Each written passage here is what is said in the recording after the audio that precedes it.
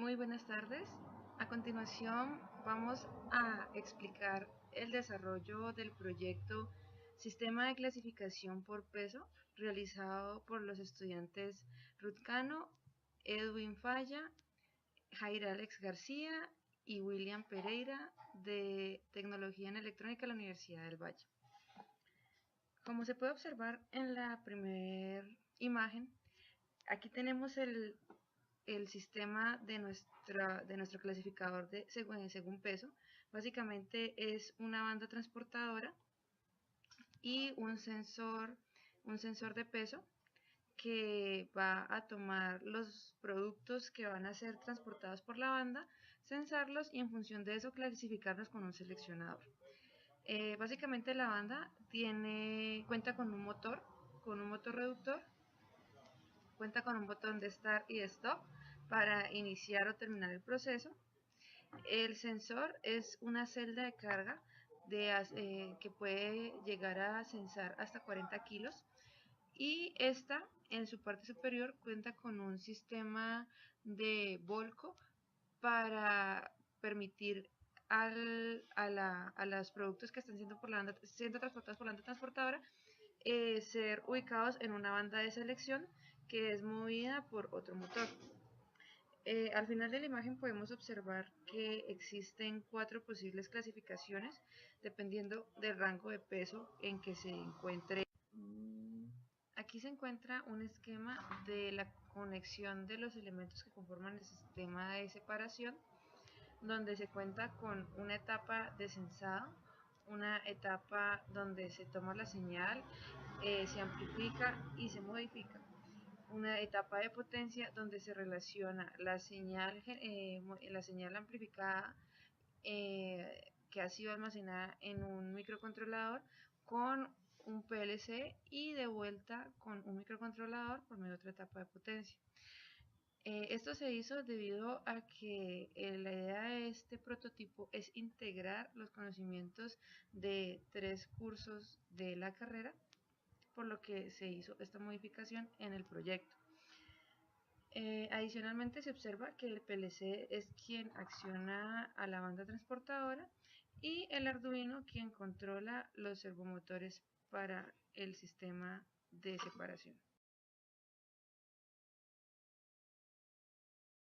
Nuestra banda transportadora del proyecto de PLC y de instrumentación. Esta banda fue casi hecha artesanalmente. Tiene un telón que de la banda de transporte, es de una carpa de un camión. Aquí, por ejemplo, el rodillo, si lo pueden ver aquí, fue hecho de PVC con unas balineras. Esto tiene una caja reductora, que eso era de una impresora. Como tuvimos problemas porque estábamos utilizando un motor muy veloz y usábamos esta caja reductora, todavía no servía, entonces tuvimos que comprar un motor de más reducción y de más potencia de fuerza. Aquí usamos un rodillo de impresora también. Por ejemplo, pues el chasis es hecho de una lata de una caja de unos switches. Pues como pueden ver, la parte de acá es hecha de madera y acá tiene una lata para que puedan deslizar bien los materiales y no sé más.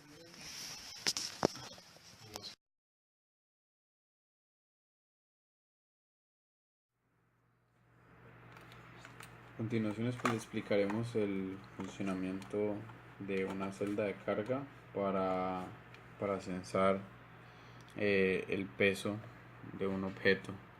En el lado derecho vemos una celda de carga, la cual tiene 4 cables, y esos 4 cables, dependiendo del fabricante, tendremos del color, habrán dos de alimentación y 2 de excitación. Entonces los 2 de excitación variarán con respecto a cuánto se deforme la celda de carga, y los otros pues estarán alimentados. Esos 4 cables en el lado izquierdo se comportarán como un puente de Whetstone. Eso es lo que hay dentro de la celda de carga.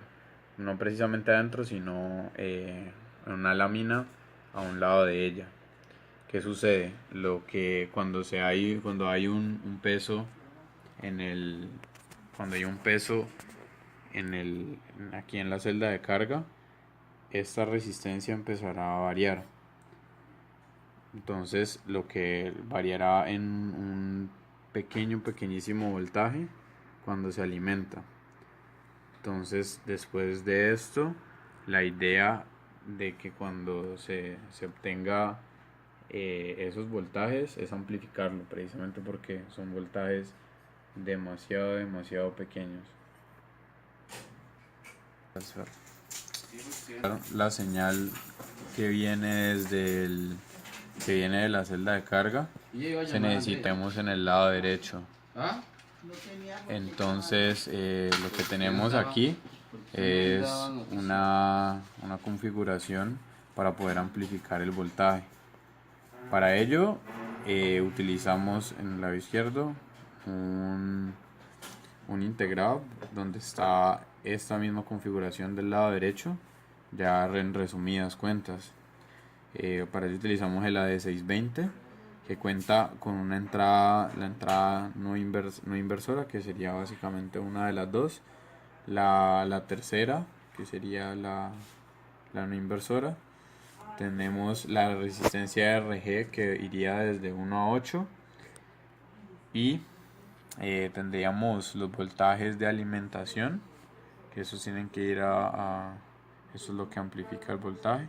La salida, que sería la salida amplificada por la ganancia, la referencia, que es la tierra. Ahora pues observaremos ya físicamente lo que tenemos. Aquí vemos el montaje de la celda de carga. Vemos que esta es industrial, te resiste cerca de 40 kilos. Es muy importante que la celda de carga se dobla hacia el lado que tiene la flecha. Nosotros hicimos este pequeño montaje. También es importante este pequeño turupe aquí para que no esté completamente al nivel, sino que se alcance a doblar algo. A continuación tenemos el circuito que hemos armado. Como les había dicho, aquí están, estas son las entradas del puente de Whetstone y las alimentaciones, ¿cierto? Aquí tenemos el amplificador de instrumentación, que es el AD620. La resistencia que vemos allí es la resistencia RG, que fue calculada con la siguiente ecuación. Esa ecuación, como vemos allí, fue utilizada para calcular RG. Nosotros queríamos obtener una ganancia de 1000, entonces despejamos de allí para hallar RG. Nos dio aproximadamente un valor de 46.6 ohms para poder lograr esa ganancia. Entonces configuramos esta resistencia variable hasta 46 para poder lograr la ganancia de 1000 deseada. En la siguiente parte tenemos una conversión de fuente dual de 24 volts a más 12 y menos 12, que fue utilizada para poder aprovechar la salida que bota un PLC Siemens CC7500, que ya iremos a mostrar, pero no tiene absolutamente nada que ver con la etapa de instrumentación. Es más bien una etapa de alimentación para poder aprovechar, mejor dicho, para hacerle la fuente dual necesaria para poder amplificar para este amplificador AD620, la cual solo resiste un máximo de más o menos 18 volts. Por lo tanto, era necesario primero que nada convertir los 24 volts a una fuente dual de más menos 12 para poder amplificar.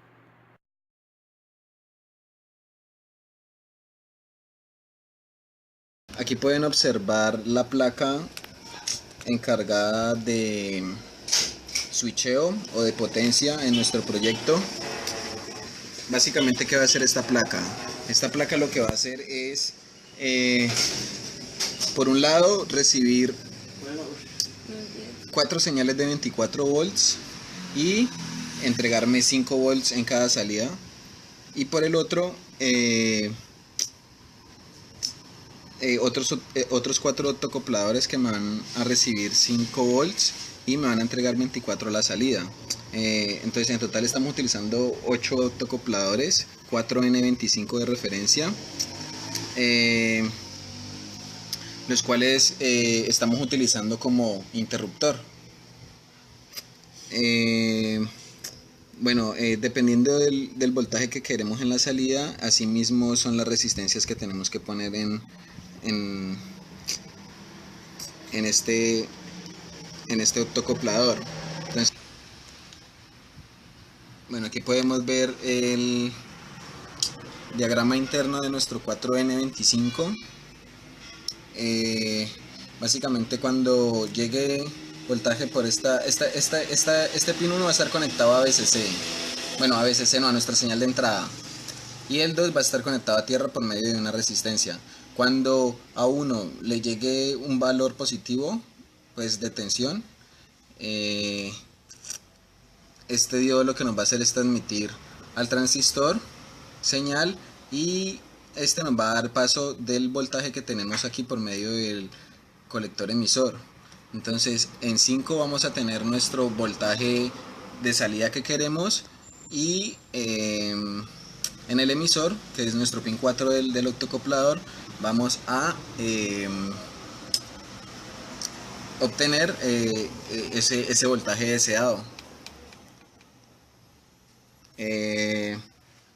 Entonces para el switcheo de 5 volts a 24 se trabajó con resistencias en el pin 2 de aproximadamente 50 ohms y en la salida con resistencias de 10K. Y para el switcheo de 24 a 5 volts sí se trabajó con resistencias de 10K en ambos lados. Bueno, básicamente ese es nuestro circuito de potencia.